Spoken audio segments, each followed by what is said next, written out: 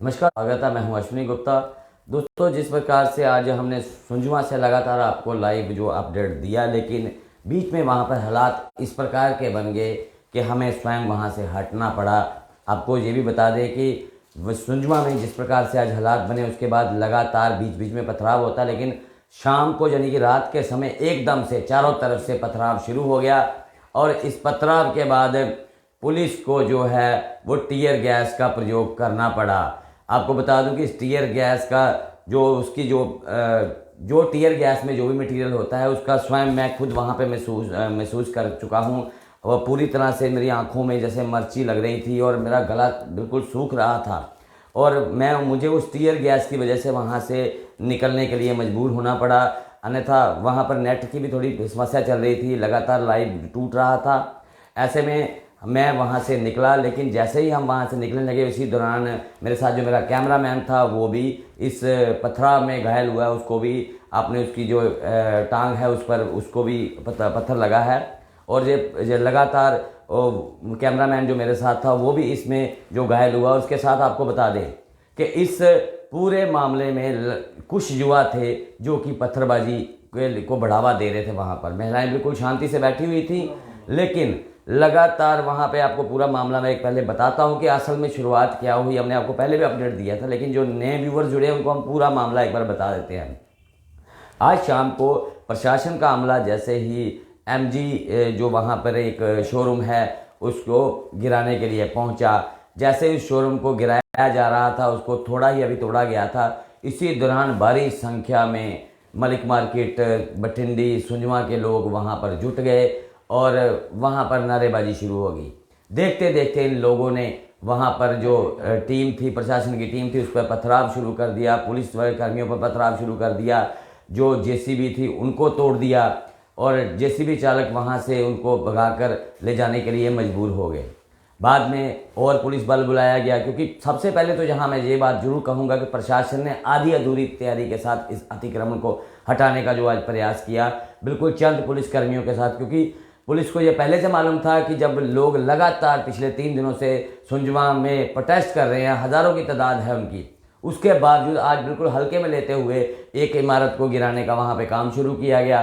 लेकिन जैसे ही पथराव हुआ उसके बाद और पुलिस बल बुलाया गया, लेकिन वो भी नाकाफ़ी साबित हुआ, क्योंकि लोग हज़ारों की संख्या में वहाँ पर मौजूद थे।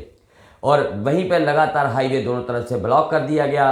बीच बीच में पुलिस ने हाईवे से वाहन को निकालने की कोशिश करती रही, लेकिन जैसे ही अंधेरा हुआ, जैसे ही इन पत्थरबाजों को पता चल गया कि अब इनकी पहचान नहीं हो पाएगी, इन्होंने दोबारा से नारेबाजी करते हुए पथराव शुरू कर दिया। उस पथराव की जद में कई मीडिया कर्मी आए, जो वहाँ पे गाड़ियाँ फंसी हुई हाईवे पे, जो चालकों की गाड़ियाँ थी उनकी गाड़ियों के शीशे टूटे, वहाँ पे अंदर यात्री घायल हुए, आम लोग घायल हुए। यहाँ के ये भी मैं कहूँगा इस पथराव में बठिंडी सुंजवा के लोग भी घायल हुए, जो वहाँ पे साइडों पे खड़े थे, क्योंकि पत्थर किसे जाके लगेगा ये किसी को पता नहीं था।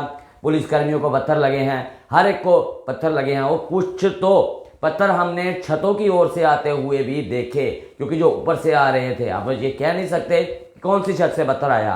लेकिन वही स्थानीय लोगों को कहना है कि हमें नहीं पता है पथराव किसने किया, लेकिन ये बात तो तय है कि पथराव करने वाले जो प्रोटेस्टर थे, उन्हीं में से ही पथराव करने वाले युवा थे, जो बार बार वहाँ पर हूटिंग कर रहे थे। जिस समय हम वहाँ पर मौजूद थे, हम वहाँ पर लगातार उसको लाइव कवर कर रहे थे। उस समय भी कुछ युवा, जो कि जब बातचीत हो रही थी पुलिस और वहाँ के वरिष्ठ नागरिकों के बीच, महिलाओं के बीच, उस समय भी युवा जो है हूटिंग करते हुए वहाँ नजर आए, वो देखे गए। लेकिन पुलिस ने बड़ा संयम का प्रयोग किया, पुलिस ने कोई बल प्रयोग इन पर नहीं किया।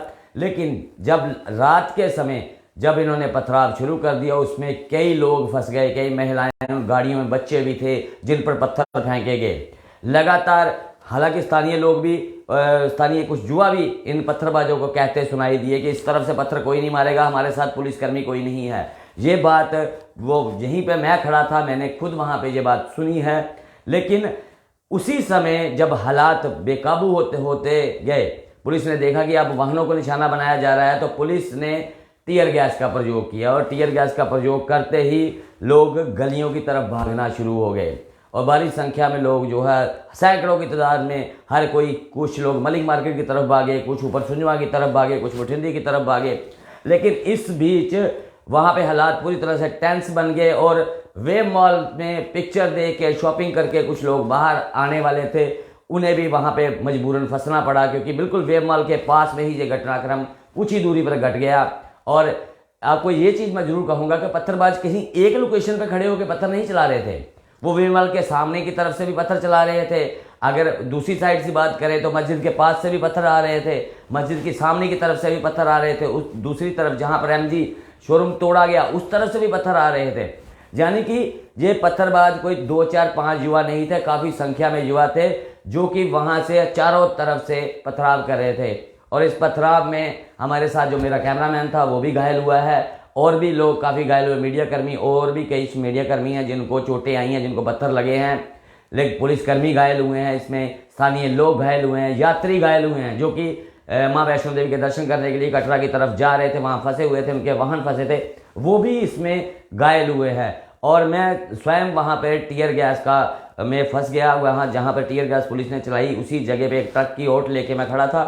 तो जैसे ही मैं वहाँ से निकला तो टीयर गैस का धुआं जो वो मर्ची वो पूरी तरह से मेरी आँखों बिल्कुल आँखें खुलना बंद हो गई और गला बिल्कुल सूखने लगा। इस तरह से लगा मुझे किसी ने कि मिर्ची पाउडर मेरे गले में डाल दिया है।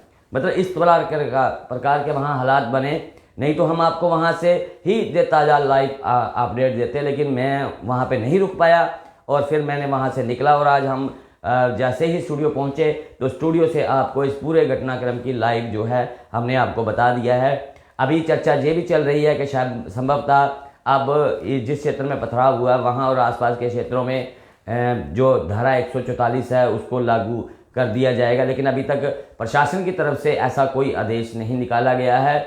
लेकिन फिलहाल जो पत्थरबाज थे, प्रोटेस्टर थे, वो हाईवे से हट चुके हैं और हाईवे पर धीरे धीरे करके वाहनों को जो पुलिस द्वारा छोड़ा जा रहा है। लेकिन अभी भी मीडियाकर्मी जो है, कुछ मीडियाकर्मी वहीं पर एक ट्रेंड नामक शोरूम है उसके पास में मौजूद हैं, वो लगातार हालात पे नज़र रखे हुए हैं कि उनका ये मानना है कि जो वेबमाल के अंदर लोग फंसे हुए पहले उनको निकाला जाए, क्योंकि पत्थरबाज किसी भी समय उन लोगों को निशाना बना सकते हैं। क्योंकि और प्रशासन से हम भी अपील करेंगे वहाँ पर जिस दुकान जिस शोरूम में जो भी स्थानीय या बाहरी व्यक्ति वहाँ पर मौजूद है, सबसे पहले उसको वहाँ से निकाला जाए, सुनिश्चित किया जाए कि अब वहाँ पर कोई बाहरी व्यक्ति नहीं है, उसके बाद ही पुलिस प्रशासन अपनी आगे की कार्रवाई करे। तो ये पूरा घटनाक्रम कहीं ना कहीं आज जो सुंजवा में हुआ इसने एक बार कश्मीर घाटी की वो याद ताज़ा करवा दी है कि किस प्रकार से कश्मीर घाटी में पत्थरबाज पथराव करते थे। लेकिन आपको मैं बता दूं कि जो जिन लोगों ने आज यहाँ पे पत्थरबाजी की है बचेंगे वो भी नहीं, हाल उनका भी वैसा ही होगा जैसा कि किसी पत्थरबाज का होता है। क्योंकि इस प्रकार से आम लोगों को पथराव करना बिल्कुल गलत है। लोगों को बिल्कुल एक संवैधानिक तरीके से अपनी मांग रखनी चाहिए। जिस प्रकार से वो प्रोटेस्ट कर रहे थे उस प्रकार से उनका शांतिपूर्ण पहले भी प्रोटेस्ट रहा, पुलिस ने पूरा सहयोग किया उनके साथ और उनको शांतिपूर्वक ही अपनी मांग रखनी चाहिए थी। लेकिन आज जिस प्रकार से वहाँ पे पथराव हुआ, कहीं ना कहीं उसने जो है वहाँ के लोगों के साथ जो है जम्मू शहर के अन्य लोगों का एक जो भाईचारे का रिश्ता था उसे तोड़ने का काम जरूर किया है। लोगों को ये जरूर लग रहा है कि कहीं ना कहीं ये माहौल जो है उसे ख़राब करने की जो है एक साजिश रची जा रही है। तो मैं आपको बता दूं कि ये पूरा मामला जो है सुंजवा के इलाके में ये पूरा घटनाक्रम घटा है और इस पूरे घटनाक्रम से इसे जानबूझकर तूल देने का प्रयास किया गया है। जबकि एलजी प्रशासन लगातार लोगों से कह रहा है कि जो आम नागरिक है, जो गरीब आदमी है, उसके किसी के घर को कोई नुकसान नहीं पहुंचाया जाएगा। लेकिन ये लगातार इस बात को लोगों द्वारा नकारा जा रहा है। लोगों का कहना था कि उन्हें रिटर्न में लिखित में दिया जाए कि उनके घरों को नहीं तोड़ा जाएगा, लेकिन अभी तक प्रशासन की तरफ से लिखित में किसी को भी कुछ नहीं दिया गया, जिसके चलते आज लोग जो है सड़कों पर थे। लेकिन बाद में एकदम से हालात जो है वो बेकाबू हो गए। तो मुझे अश्विनी गुप्ता को दे इजाज़त। आप जुड़े रहें जेके अपडेट के साथ।